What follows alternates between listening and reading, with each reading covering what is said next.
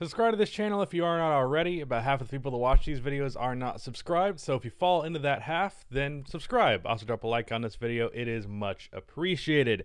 So watch a couple of games today, and for the most part, they kind of sucked. But there was one really good one at the end, and I also have a conversation I want to have around the Minnesota Timberwolves. So let's talk about the games I watched today, which were Knicks versus Pistons. God knows why I watched that one. Timberwolves versus Sixers. I watched the overtime of Pacers versus Spurs, but I don't know if I'm actually going to talk about that much. And I also watched Kings versus Bucks, which ended up being a good game. So let's first talk about this Knicks-Pistons game. This is a situation, I've said this a couple of times now, where I just sometimes watch a bad team play because I feel obligated to watch every team at least a certain amount in order to get a feel for them. And I got a feel for how much the Pistons suck in this game because, my God, was this an ugly one. They finished the game with 81 points, lost by over 40 points in total. On the Pistons side of things, I mean, this was, I believe, the first game that Killian Hayes has had back. I don't know if it was injury or he's just cut out of the rotation because he's not been good in his career thus far. But he played about 20 minutes and he didn't do anything substantial. They gave Saban Lee the starting spot, although he didn't play as much.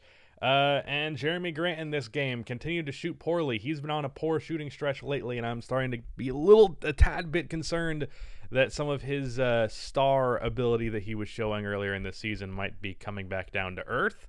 I said before that I think Grant is a good offensive player. I just don't know if, like, efficient 23 point per game score is really what he is, or if that was just a hot streak, and lately he has been cold, so we'll just have to wait and see if he proves himself to be consistent down the line. On the Knicks side of things, Julius Randle played fantastic. Reggie Bullock could not miss.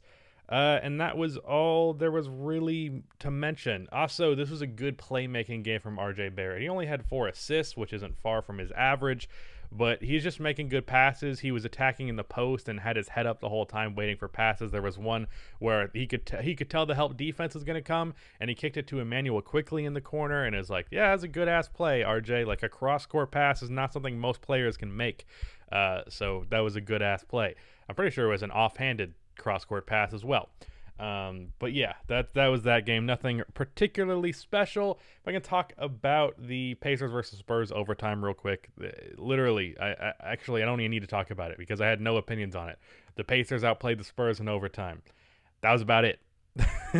There was one play that the Spurs got where they got a real deep entry pass into DeMar, which is like, Miles Turner, how did you allow that? But then he just completely shut that shit down and forced a turnover from DeRozan, and Miles apparently had a good game overall, so shout out to Miles Turner. But that's literally all I had to say about that overtime. I wish I would have realized that game was closer earlier because I was watching what game was it? I was watching actually all these games. At that point, the Knicks-Pistons game was over. So yeah, I guess I didn't really miss anything because I was also watching the Sixers and Timberwolves and Kings and Bucks, which were both good games. So let's talk about Kings versus Bucks because I want to focus on the Timberwolves at the very end here. Bucks game, they did not have Giannis, so obviously it's always interesting to see how a team performs when they don't have their clear number one guy, and how they function today was through Brook Lopez and Drew Holiday. Chris Middleton had a rough shooting night, and that was like not helping the Bucks in this situation, obviously. But Drew Holiday, on the other hand, was having a fantastic shooting night, and he really closed this game out for them down the stretch. He hit a couple of threes. I think he started the game like 6 for 7 or something like that. A couple of mid-range shots, as he is one to do, of course, playmaking, all that. Bobby Portis was fantastic off of the bench. I feel like every time I talk about the Bucks, I talk about how underrated Bobby Portis is and how good of a signing that was for them. He had 18 points off of the bench, and he really seems to feast every time Giannis is not playing. I think Bobby can still be a really good scoring six-man. And Dante DiVincenzo also had a fantastic game, but Brook Lopez in this one, he was attacking the post. Rashawn Holmes just did not have enough size for him. A couple of possessions where it was like most centers in the league could have contested that. It's unfortunate Rashawn Holmes is a little bit small. Also hit a step back or sidestep three-pointer off of a really good pass from, I think it was Chris Middleton. I don't remember who the pass was from, but it was a late game 3, which was huge. On the Kings side of things, Really, their big three, as well as Terrence Davis off of the bench, all played awesome. De'Aaron Fox had a great game. Tyrese Halliburton could have shot better, but he had 11 assists to make up for it. And Buddy Hield, his overall stats in this game are not like crazy. 7 for 12 from the field, 5 for 8 from 3. Obviously efficient with 19 points, but it's not like mind-blowing. But he was doing a lot of stuff in the clutch for this team on both ends of the court. He made a couple of defensive plays as well, and it's like he was really trying at the end of that game, and he had a putback dunk. He had a big three, and he got the Kings back in the game. Unfortunately, Drew Holiday got an and one mid-range shot on him after the possession was looking like it was going nowhere, and that was kind of just the end of that one. And Terrence Davis off of the bench was fantastic for the Kings, and they got him going early with 2 3-pointers like as soon as he got into the game. He finished with 27 on 10 for 14 shooting and 7 for 10 from 3. I didn't realize it was that damn good. Wow.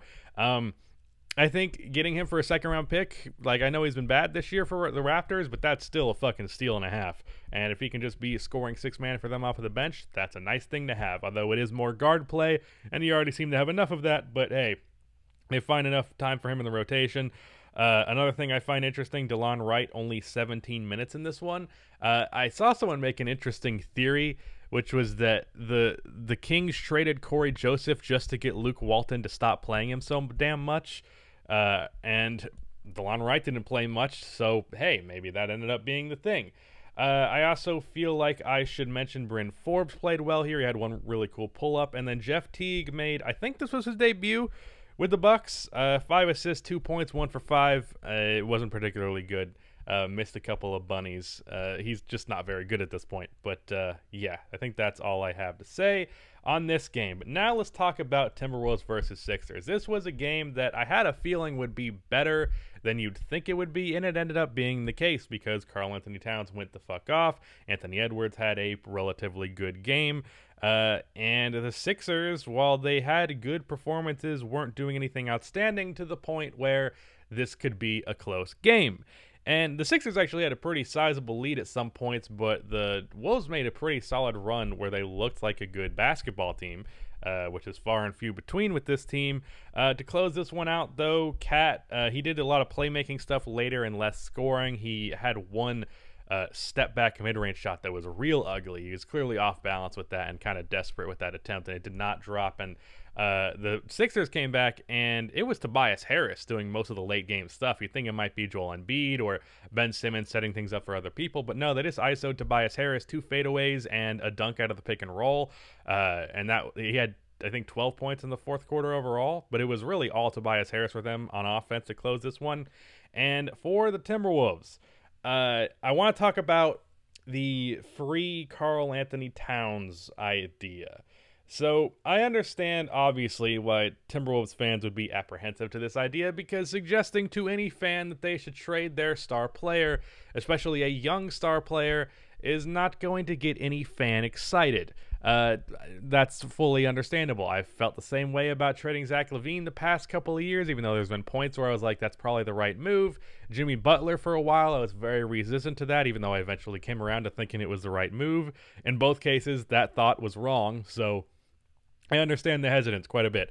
And the thing is, I also understand the hesitance a lot from Timberwolves fans, because I think there are a lot of people who comment on the Timberwolves and his situation, Cat's there, without really understanding that the team has talent and that injuries have been the biggest factor in their downfall this year. Like, I think many Timberwolves fans probably go insane watching Cat be good and watching so many injuries be such a big factor and seeing the flashes of this team being really good, and just seeing people who don't watch Timberwolves games and don't know what they're talking about comment on it like it's just some garbage, no talent franchise that is holding back Karl-Anthony Towns. And I relate to that feeling, because that's what's been going on with the Bulls for the past 2 years. The amount of people that I had to explain to them last season that Jim Boylen was literally the biggest problem with that roster by a country mile. I had to do that way too much. And this year even, I had to explain to people the Chicago Bulls could be a lot better than they are by hammering out just a couple of pretty minute things. And I relate to that with Timberwolves fans. So when I say that Cat should be traded or that he deserves to be traded, please understand that I am saying that more aware of the Timberwolves situation than I think the average person who says that is. Because I understand that Anthony Edwards has star potential. I understand that Malik Beasley is a really efficient 20-point-per-game scorer who does not break the flow of the offense. So having a guy who can do that while just flowing perfectly is fantastic to have. D'Angelo Russell, why I think he has been disgustingly overrated at times, is still a good player. And even Jalen Noel coming off of the bench has been breaking out. What's his name? Jaden McDaniels. I'm looking at the box score for confirmation. Jaden McDaniels is like the perfect power forward to put next to Cat at this point, and he's finally starting by the looks of it.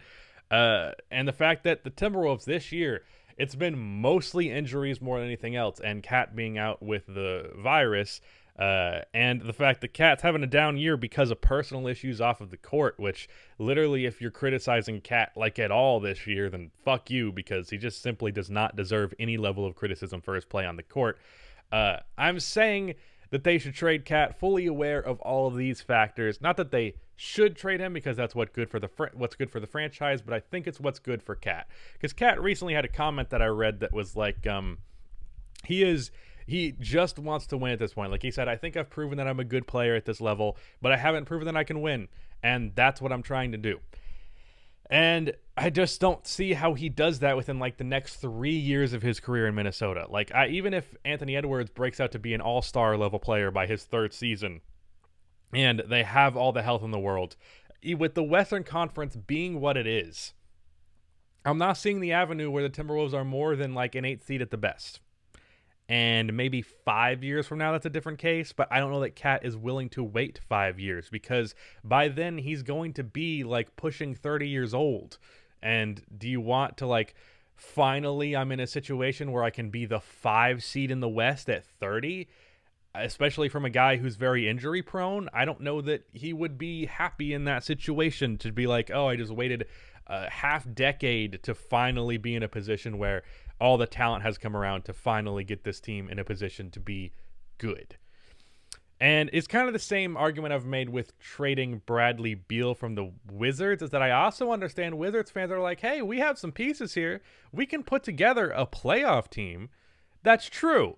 But I don't think that Cat, and I don't think that Beal, it would be good for them to wait like 3 years, or I guess it's more likely to happen sooner with the Wizards, just to be okay, because they have aspirations higher than that. To win, I don't think Cat just means to win as in get a 45-win season. Like, sure, that seems like a fucking marvel at this point based on the way the Timberwolves have been for the past forever, but I don't think he means that.